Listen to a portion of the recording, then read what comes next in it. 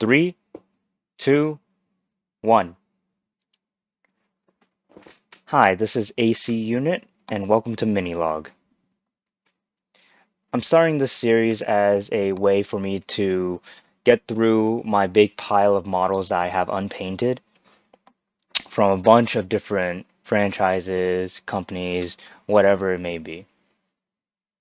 And today, I have with me a Space Marine model and Assault Intercessor model from the game Warhammer 40,000.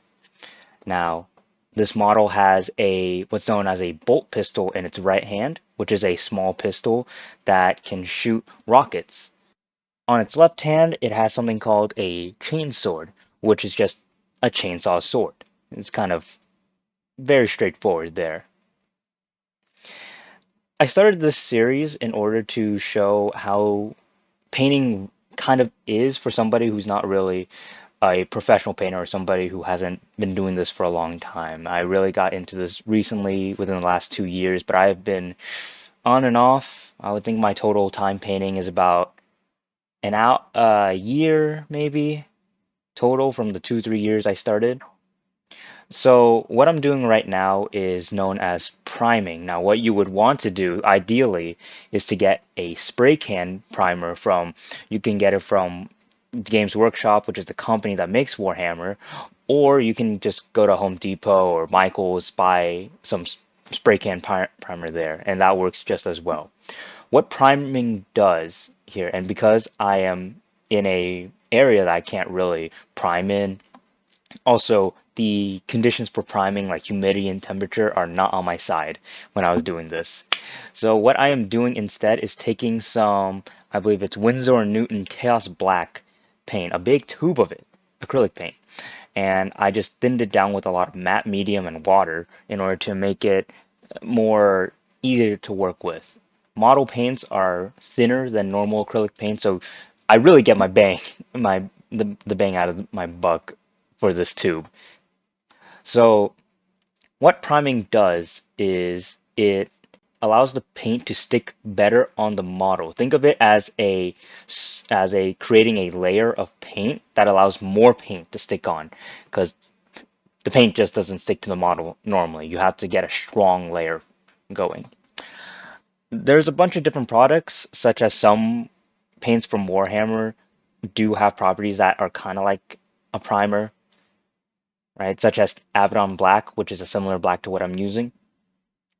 But I prefer to use this method because one, as I said, I don't have an area where I can prime as well. And two, it's just the way I've been doing it, and I really like, warming up essentially. I think of it as a warm up, getting my hands ready to actually paint the model, getting my motions going, my muscle memory hitting the model, and I save a lot of money comparatively. Now, will some people not agree with my methods? That's fine. That's completely fine. But it's worked for me, and for right now, that's all I care about. Now, as you're looking, the paint didn't go on well in one layer, so I'm gonna have to do a second layer in certain places, but that's fine. If your paint does not go on properly, just add very thin layers. You don't want to keep going and going and going, and then now you just have a block, right? This isn't Minecraft. You don't want to make a Minecraft block. But if you compare it to the original image, it went from gray to black, and it's kind of hard to see the gray anymore. I mean, it's still splotchy black, but it's really hard to see any of the original gray. Now, I really wanted to start this series. I had this on my back burner for so long, and I have so many models. I have about, yes, about 3-ish years worth if I did a model a day, which I'm not gonna do because that's burnout. That would burn me out way too fast. But I chose to make this series to be able to talk about what it is I like about painting, what it is I like about the models, and also to look back at my progress through the years and get through my big pile of unpainted models. I also made this series so that I can show just anyone watching that you don't have to learn all these techniques, all these things that all these that like you see all around maybe. I for one watch a lot of different painting YouTubers. Some names come up like Midwinter Minis, Travarian Miniatures, maybe Squidmar, Aeons of Battle. Those guys, Dana Howell, Rogue Minis. Those guys are great. I love their painting style, but I just feasibly and realistically can't reach that level. It's like watching cooking videos, essentially. Like you see all these fancy techniques, you go, "Oh yeah, that looks great." But it's hard to replicate unless you put yourself to it. And for me, who doesn't really paint consistently, it's hard for me to try and get myself to get to the skill level of all my idols that I kind of like put on this pedestal. So for me, my end result is just getting the paint on the model, making it look good to what I like, and calling it done. And I want to show that at the end of the day, that's all it is really. You get the paint on the model and you enjoy it at the end. You know, I have friends that I've shown this hobby to who they're like they go, maybe I don't want to paint. Maybe I just want to build and put together the models. Maybe that'll be easier. But when I bring them in for the little demos that shops have, the little painting demos, they sit there for hour and a half, maybe two. They get the paint done, and as we drive back, I hear them looking at their model just in silence, and that is music to my ears. Because that tells me that they they like what they did. They're satisfied with where they are. Maybe they're thinking, "Oh, I could have done this and that," but now they're thinking that. Before they were thinking, I don't want to paint. It's dirty. I might get dirty. It's messy. I might not like it at the end." But when they get that model painted up, and when they see it, that's what they're going to be seeing for the next hour or two when they get home. And that's what I love to hear. That's what I love to see. So I want to show that it's just as simple as paint on the model. I'm not using any fancy techniques in this video. I'm not using any of the dry brushing, edge highlighting, stuff like that, stippling, none of that. It's just a simple put the paint on the model. Now, the color scheme I chose for this model, based off of the thumbnail, which is a big plethora of colors, probably shouldn't do what I just did in this video, is from a character from Sanrio. Their name is Usahana. So that's Usahana. Now there's stars in between each syllable. I'll probably post a pic of what I'm talking about, and I'll post a pic of their name. And I was recommended this color scheme by a friend. I was just stumped on what the first color scheme should be. Should it be this? Should it be the one I'm working on? Should it be this and that? I was really stumped, and they recommended me this color scheme, and I'm like, I like it. Let's see if I got the colors for it.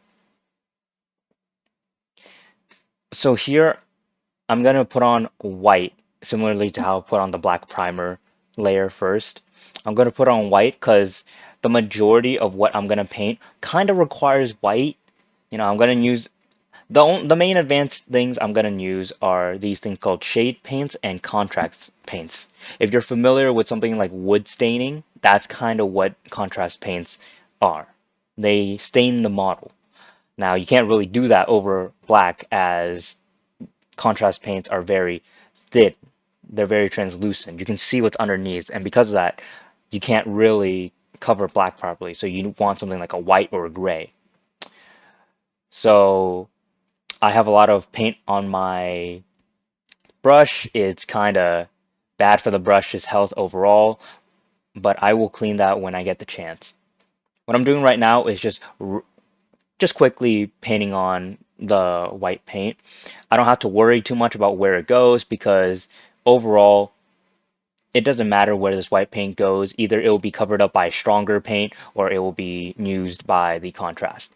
And that will pretty much come along with everywhere I go. I do want to be careful with how thick the paint is, though.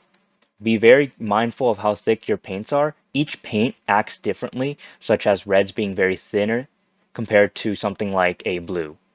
That's just how paints are. You can look up why that is. I may go into why I dislike using reds. I love red as a color, but I dislike using red and yellow paints because they're really thin. But what I used here is, I believe it's the Matte Sexwish Pro Acryl Monument Hobbies um, Bold Titanium White Paint. And a lot of white paints from different companies are not made equal. I chose this one because I saw videos on Pro Acryl and how their white paints are just fantastic. And although it will end up a bit splotchy in the end, it this is honestly the best white paint I've used so far. I might just get the normal white titanium paint, but this is amazing. I have not gotten a result like this with the white paints I currently own, and I highly recommend using this white paint for any projects you have that require white. Now, you will need to use multiple layers, as you see that it's kind of splotchy like how the primer was, and I had to add multiple layers. But for this project, I'm not going to add multiple layers of white because I don't know, I just don't feel like it today. Today's just not one of those days where I'm using white, and I don't really want to use too much white because it might thicken up and make certain areas hard to work with. So I really enjoy painting. You have to kind of enjoy the process and just get to it. Starting it is kind of difficult because you got to buy all these paints, and oh man, what paints do I buy? What companies do I buy from? I'm here to tell you there's a video called 50 First Paints by the channel Poor Hammer Podcast. Now, they are a great channel. They have Warhammer Podcast. They don't focus on the lore, they mainly focus on the gameplay side and the hobby side. I'm talking about building, collecting, painting, and also you know, things that they found in the game while they're playing, or maybe stat stuff that they want changed, or maybe how models are just bad or good. If you want them, if you want that topic, that's your guys. I highly recommend them for somebody who's starting out. I also recommend the channel Bricky. He has excellent videos on both the gameplay of the factions. It's missing, I believe, two or three at this current time because he made that before those new factions got announced. But he also has two videos, long videos, by the way, hour and a half ish each, on the lore of each faction. So I highly recommend checking that out if you are looking to get into the game and also the hobby side, kind of some ways people get into certain factions is their lore. Sometimes people are like, I like how this faction plays.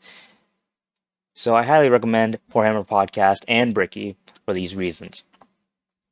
Poor Hammer Podcast also has a video on which factions are the hardest to paint or easier to paint. So if you're only in it to paint and put together models, which a lot of people are, don't be afraid to be forced to play the game just because you like the models more. I recommend that video as well, as it will tell you why certain factions are just the worst to paint. Oh my god. And so why some factions are kind of easier if you're just looking to get in through painting. Now as you see, the white's gone everywhere on the base. It's fine. We can fix that up later. Right? All we care about is just setting it up for when we have to do the bigger colors. I'm using a miniature handle, a miniature model handle. Uh, you don't have to use it, but for some people who have a hard time controlling their hands, by just holding the base, because I used to paint by only holding the base. I didn't have this miniature model holder until like a year or so ago, gifted to me by a friend, and I thank him for this holder because this thing is so nice. But yeah, I have painted by only holding onto the base. It's a lot messier. My hand looked like Picasso at the end, but and also it will cramp up your hands. So maybe that's why I kind of went on and off. But a miniature paint handle allows you to hit all the angles you may need or may not have hit if you just held the base. Makes it a bit easier to grip everything, angles and all. The little metal bar there is to stabilize my hand. If I need to go in for fine detail, I kind of put my, I guess, the area below my pinky, on the side of my pinky, onto the metal bar, get a little stability going. And right now I'm looking around, kind of admiring my own work, I believe.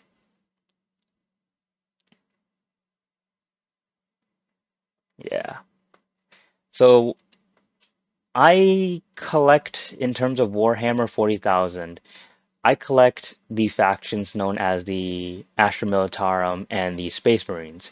I'll get into the Astra Militarum if I get into my Astra Militarum models.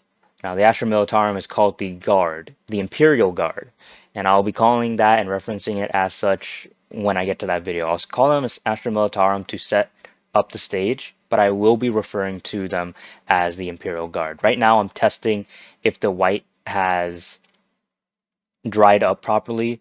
This white appears to dry up pretty fast, so kind of a blessing for me, time saver. And now I'm just looking around, figuring out what colors I should use. And I believe I begin with, let's see here. I'm searching, I'm scanning. Ooh, here we go. I forgot I forgot to remove the paper layer off of this color, but this is the Pro Acryl Purple. It's Pro Acryl Plum, I believe, specifically. And this is a beautiful shade of purple. I've been missing the color purple from my um, repertoire of paints. And this is just a beautiful kind of saturated, I believe it is. I'm not an art guy. I never went to art college. I didn't do enough research in it, but this is kind of saturated in my eyes of a purple. And what I'm going to do here is I'm going to obviously, if you reference the Usahana picture, I'm going to be putting it where it needs to be. My friend actually gave me a suggestion to color the weapons a different color based on what arm it is.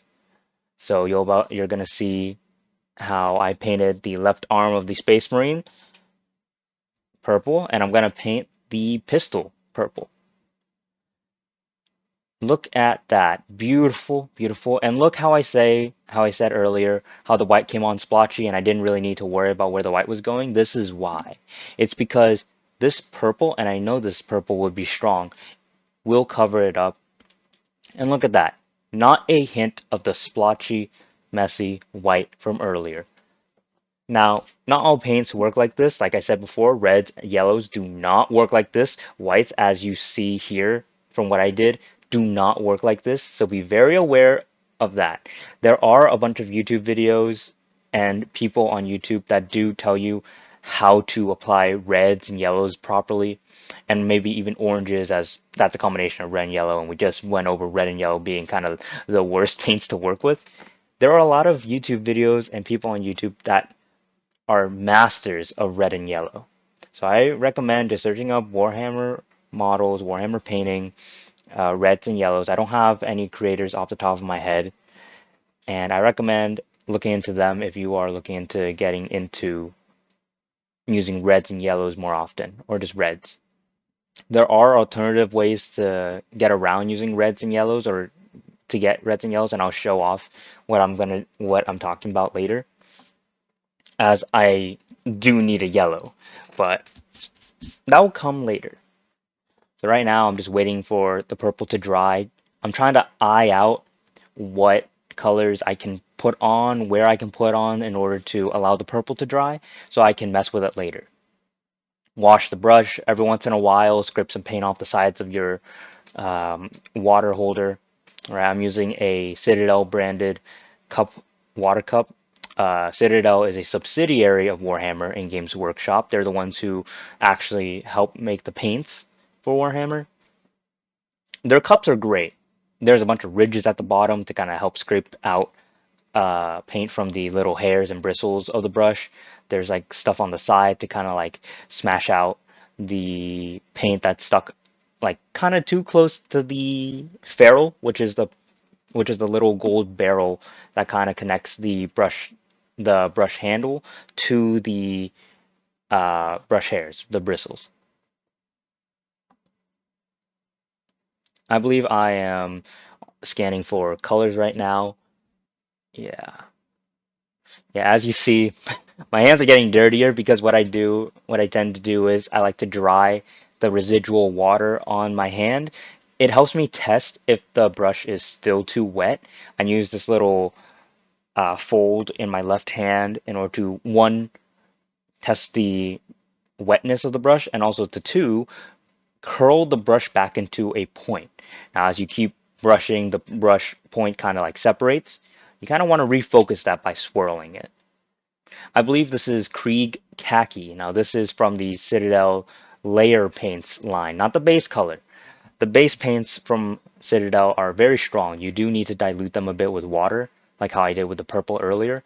But the layer paints, I found it to be more effective if I'm using it as a strong color to just get it out of the pot and use it like such. I did not dilute it with water. I tested it a bit and it just fell apart. So there's no reason for me to do that. I just get it straight from the pot. It does what I need it to do, and it doesn't clog up the model too much. Now I kind of messed up. You see me kind of fiddling around with the paint in order to both rub off a bit of the paint and fix it. Camera quality is not the best right now. That is very unfortunate. And it coincided with me messing up a bit with the Krieg khaki. Now that is okay. As you see, not much of a color difference between the white and the khaki color that I chose. So I was testing for the purple to be dry in order to reapply the white. Now, if I didn't do that, the white and the purple would have mixed. It would have made something that I had to wait even longer to dry, and it would add too much, and I'd start adding paint to the layers, and it would start getting more concerning. What I'm doing is just being careful with my brush. As you see, I'm using a pretty big brush, bigger than what you may think if you haven't painted for a while, but I'm not using a lot of paint. Now that's the key, paint control. You don't need a lot of paint on the brush unless that's what you're going for, like earlier with the black and the white. You just need enough to get the job done. And if you don't have enough, go back, dip your brush in your paint, and just get a tiny bit. You can always get a lot of paint. You can also get too much paint. You can never remove the paint. So I'm just checking. And here I have a yellow contrast. This is from the Army Painter Speed Paint line. I forgot what this name is. You can see by the thumbnail what this name is. I'll probably put it in the description as well. And and this is what I'm talking about. This is an acrylic based paint. However, this is a contrast or acts like it. It stains the model. We need the model to be white in order for it to stain properly. Otherwise, if it's black, then it wouldn't even show up. That's just how contrast paints are. That's how these paints work. Look at that, a very smooth yellow. However, you see how it's kind of splotchy. That's the white underneath being splotchy earlier. And that is a-okay. At least for my purposes and what I'm doing, that is okay for me. You can also see how it has a slightly different texture compared to the purple. The purple is more, I guess, solid looking. The yellow is more like faint. And I'm going to do this with the chainsword as well. Now, yellow and purple are a great complementary color to each other. If you look on the color wheel, they are right across from each other. That is a pretty good color scheme to use and a pretty good rule of thumb in terms of trying to figure out a color scheme if you're just stuck. Complementary colors. Now, you can use other things like tritones, which is three colors, same color, like blue, light blue, dark blue.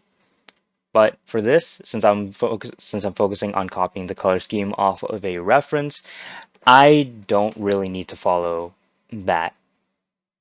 I'm pointing out that complementary colors can help your color scheme. If you're just stuck, you're just thinking, what color do I need? What color should I use?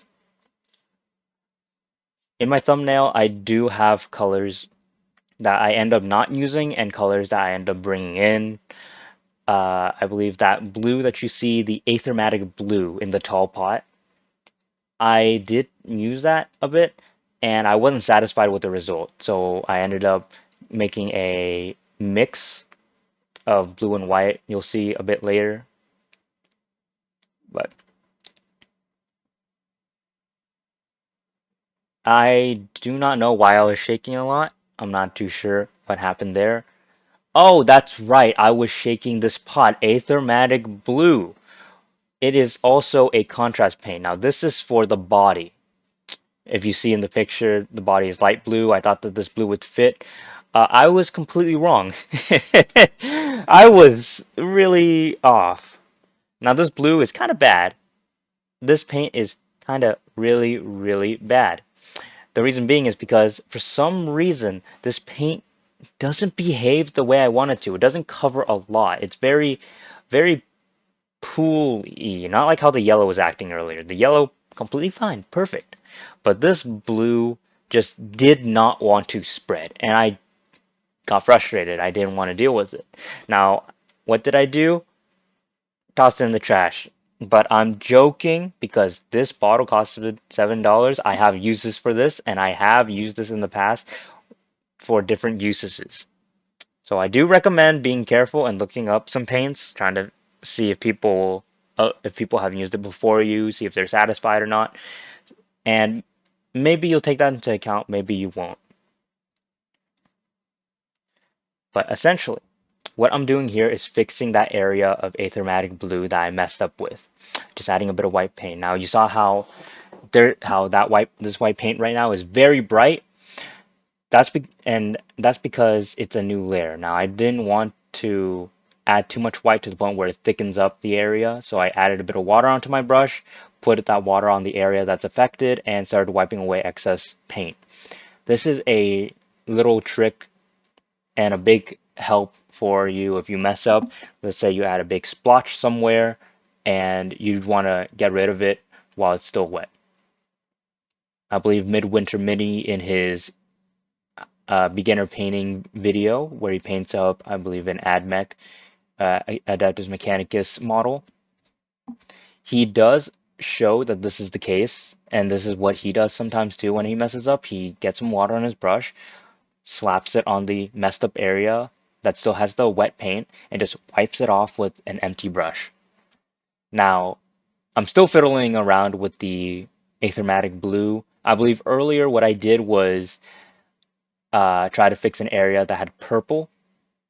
I'm trying to be careful here with this blue because I don't want it to hit the backpack because I don't know if the paints that I'm going to use are going to affect the backpack are going to affect what's underneath or the blue is going to affect what's going to come on top. So I'm just being careful. You know, I also don't want to mess up on that yellow. Oh my goodness, yellow is a very hard color to use. This is where I'm starting to get frustrated with the way this blue is working. It's not working the way I want it to. You see me close it, a bit frustrated, and my mind is working as fast as I can to kind of figure out a replacement. Now you see me with the blue. I didn't add too much because blue is a strong paint color. It is very strong. It doesn't need too much. It doesn't need uh, too much. You need to add some water to it, right? It's very strong.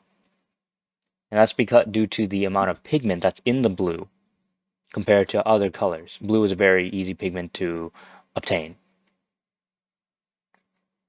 Now I'm just rapid mixing in order to get myself a light blue. Sky blue is what I was aiming for, but that's more close to like, barely midnight blue, kind of. Or at least a, what is it, light pollution blue is what I'm gonna call it. So this blue is actually what I wanted, but I realized that I do need to wait for the Aethermatic blue from earlier, the contrast blue, to kind of dry before I can do anything. Otherwise, it will mess up the new blue. So while that dries, I'm going to focus on adding color to the legs. What I'm using here is, I believe it's Goblin Green or, yes, Goblin Green from the Vallejo Game Color line. Now, green has a mix of blue and yellow, and as you see, you don't need too much water to dilute it. Um, it does come on very nice. I do like the way this green came on. Very strong, very easy to apply. You're just coloring a book. Look at that. Regardless of the crunchy pixels, look at how clean this green comes on. Just wicking it on and it's staying there. Amazing. Better than that white from better than how I did the white. But this is a very good this video is a very good demonstration as to why different colors play different games. Different paints will play different games with you. You see how I had to kind of finagle my way around certain colors, and this is why. Some colors are easier to apply, some colors are not. That's just the way they're made. I believe what I'm doing right now is using, I believe it is called Fire Giant Orange. It is a color from the Army Painter Speed Paint line as well. It is used as a contrast, and here what I'm doing is I'm applying it to the other leg. So it's similar to what I used and the category of paints I used for the yellow. You can see how, due to how the white was applied, it gives different colors, different tones, and all that. This is why the application of the white is important. You either want a clean color or you just put the white on and not really care too much. You can do either. People will always say, I think that color scheme is interesting. I like what you're doing, right? And if you let them, you may also get some advice. Maybe some people will give you an advice like, oh, maybe add a bit of this or that, or another person will chime in going, no. What I think they're missing is this color. I think they need a bit of this in order to make it stand out more. And honestly, that discourse is the best. And the reason why it's the best is because people come together to give you some advice. They're telling you out of their experience or what they are seeing or maybe what they see couldn't be improved. All right, working around, waiting for everything to dry, and this is where I believe the what am I thinking here? Ah, we get to the backpack. Now, my friend suggested me for the backpack to split it in half. And I was just like, I've never done that before, but I might as well do it now. Might as well try. So, same thing. This is Pink Horror from the Citadel Layer Paints line. Same thing as I did with the Krieg Khaki. Just take it out of the pot, start slapping it on. And I didn't have to thin it at all. It honestly is kind of a relief for me that it worked the way I thought it would. This is the first time I ever applied layer paints like this, and I am just so happy in the way it turned out. So I'm just putting pink everywhere. I don't have to focus on the blue for now because that is not what matters. So this pink is actually harder to fix and hard to go over if there's blue underneath it or any other color underneath it. So that's why I'm applying it first. Don't have to be too careful, just careful enough to not hit the yellow, which I did, kind of knock some paint off of it onto it. I didn't notice it until it dried, and at that point I just said, you know what, it's my model, I think I'll keep it. I think it's a little memento, a little mark of my little mistakes and my little things that I do, along with reminding me, yeah, I mean I worked on it. It's specifically my model. So, yeah. The tail of Usahana also is pink, so that's where I'm going with this right here. Just being very careful, very gentle. because I don't want to mess up that green. I don't want to mess up that orange. Otherwise, I have to redo. I have to put white over the orange. Then I have to put the orange again. It's a whole hassle. And then for the green, I just have to redo the green. Not really a fan of redoing my paints. But if it happens and you mess up, just remember you can go back and do it and just repaint it.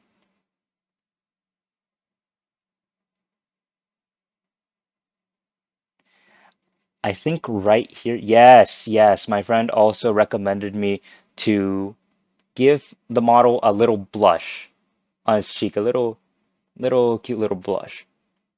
And it's the first time I ever had to do such a fine detail besides the eyes. So just being real careful here. Very gentle.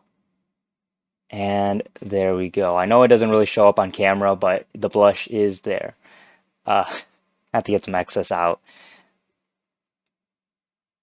But oh my goodness, this was a challenge, I will say.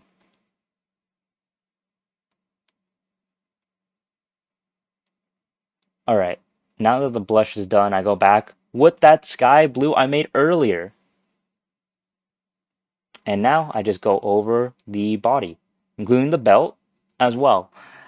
Now the reason why it looks like I'm being a bit detailed, when I was doing this model, I was being a bit strong with my brush strokes, kind of a bit wild and crazy.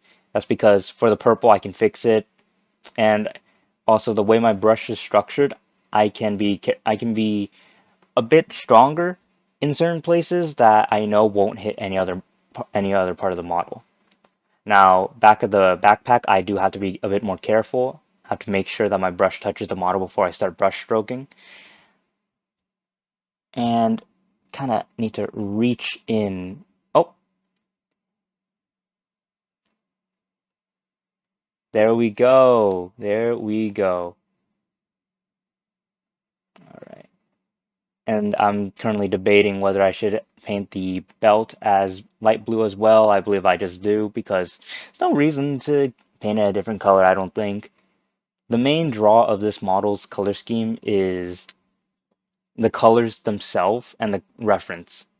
So making other parts stand out as opposed to the actual colors itself is not my goal for this model. My goal is to make this model look striking, look interesting, and look as close to the reference as possible. No fancy techniques, no dry brushing, no shading, no none. Just paint on the model. Blue.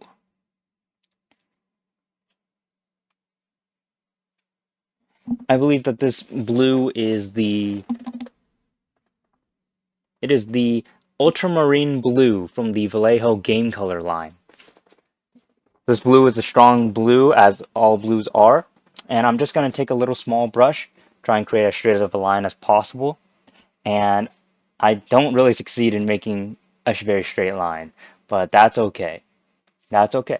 Because if you hold this model far enough away, it looks like a straight line, and that's that's all I'm caring for.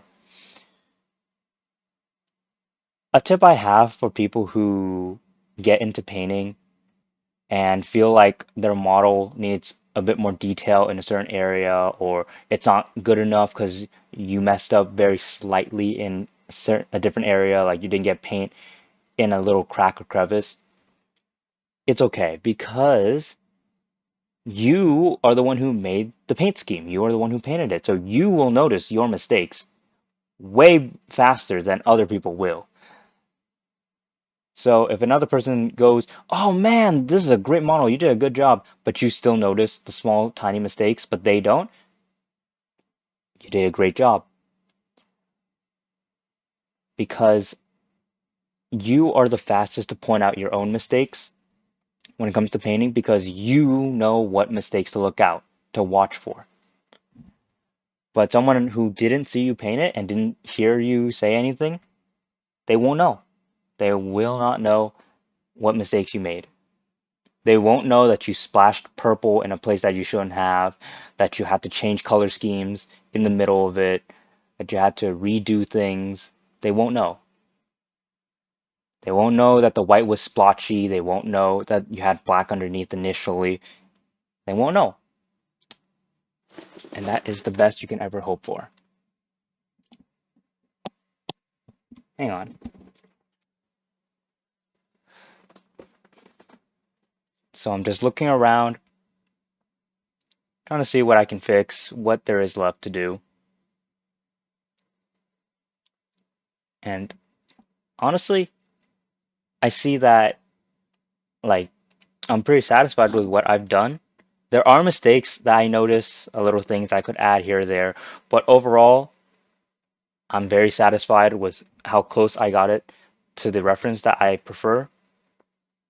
I'm very happy that I did spend all this time, having to think. I'm adding a bit more paint to certain areas. Yeah, this is where I go for the belt, the little piece down there. The belt as well. This is where I decided to just make everything upper body the that color. Now, this is where I realized something dire, something I have missed. It needs a metallic color. I did not get a metallic color.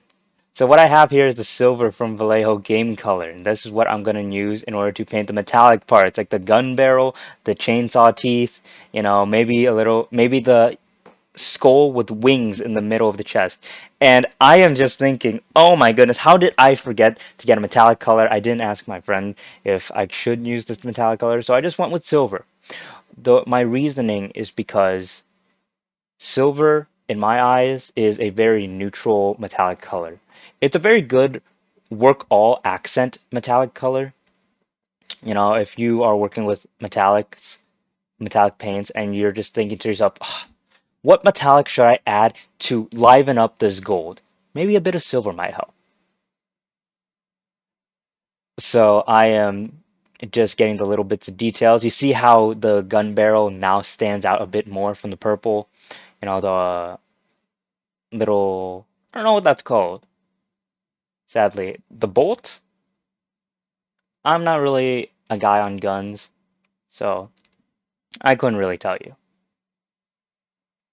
Yeah, changing brush, get something finer, get a little of the cartridge. Is that the cartridge? Yes, that I believe that may be the cartridge. Like I said, not really a gun guy. Just moving around in the areas I've missed. Little bits of metal on the little back of the pistol.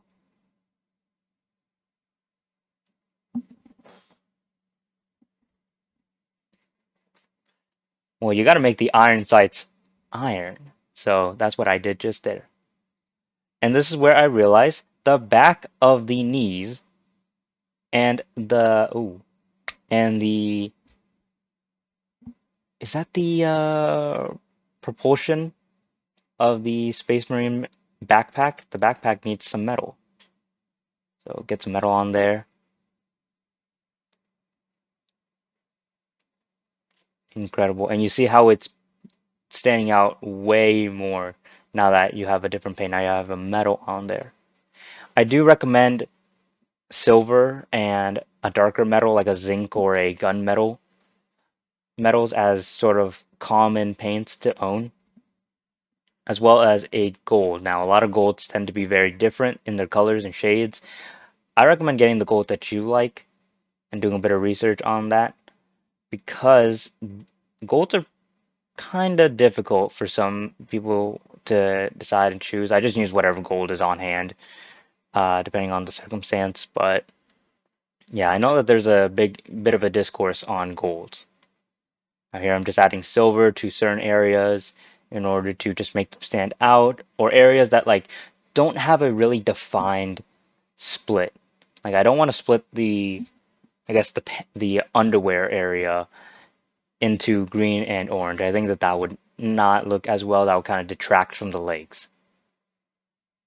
So after the silver's added, look at that. A bit of paint, a bit of metal on the pipes to the face. You can't really tell from the video that it's there. It kind of blends in with the khaki, and honestly, I kind of like it that way.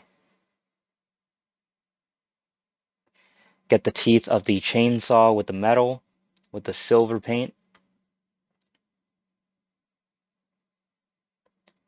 All right, all right. Go for a bit of the bolt as well. Yes, just a tiny bit. And now we go for the, I believe this is the exhaust. Now, I didn't really do a perfect sweep, and that's fine by me. I didn't notice it, and honestly, when a model is finished, I tend to have a rule where I don't go back to models I've completed. And this is because there's a million things to fix on your old models once you learn more, experience more, practice more, do more. And for me, worrying about how my old models look with being equipped with my more recent and newer and better knowledge is just it's too much of a headache. So I just choose to be satisfied with what I did and just look forward to what I will do next. Also, it serves as a great like time capsule of my progress, a great timeline. Right here, I'm using the Army Painter Dark Tone. Now, this works as a shade. Now, similar to how contrast works, it kind of stains, but this one is meant to go into the little cracks of the armor or cracks of and crevices of the model. So let's add a little bit more definition. I mainly added it to the metals. I do recommend adding this to your metals to make them pop out more. There's a whole host of different colors you can choose from, like blacks, browns, some sepia if you've worked with that paint before. Honestly, you're not gonna really notice much when I put it on the gun barrel. There's not much definition, but when I put it on the little chest piece there, you're gonna notice it a bit more comparatively to when I didn't put it on. It may look like you may need to add more, but you just need to add enough for you to see it initially before it dries. Now, I recommend after applying this paint, you have to wait a bit, about 8-10 minutes, so it's kind of a long wait. I do recommend putting on this paint at the very end when you can just let the model sit and dry. There is a lot of different applications you can do, such as put a bunch of the shade onto the model and then use a contrast over it. I do know that a popular method of painting also involves slapping the whole model with white and then putting a lot of the dark tone or a shade paint such as Known Oil from Warhammer on, and then putting a contrast over. I know that another popular method is also known as slap chop. Personally, I will not be using that method because I do not like the results that I get from it. An example of what I did with that could be considered close to slap chop are the yellow and orange on the legs and the arms. Although that's not exactly how slap chop would look, I that is similar, or at least it has similar visuals to what it would look. Would I recommend it for some people? I mean, of course, if that's the way you want to go about it, go for it. But that's just personally not the way I would like to go for it. Just fixing up the model by adding paint in certain areas, adding shade in certain areas, just going with my fingers to kind of rub it off. At this point, the purple, all the other paints should be dry enough for me to just touch, not really rub off. Because that primer, ooh baby, that is a beautiful primer. That's right. Now my hands are pretty messy. They're their own artwork at this point. And honestly, I like seeing my hands messy with paint.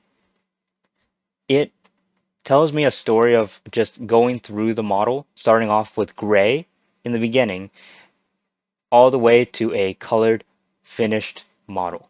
Now, I just have to wait for this to dry, but now I have a finished model.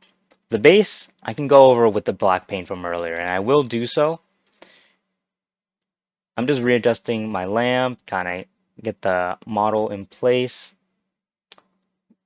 All right.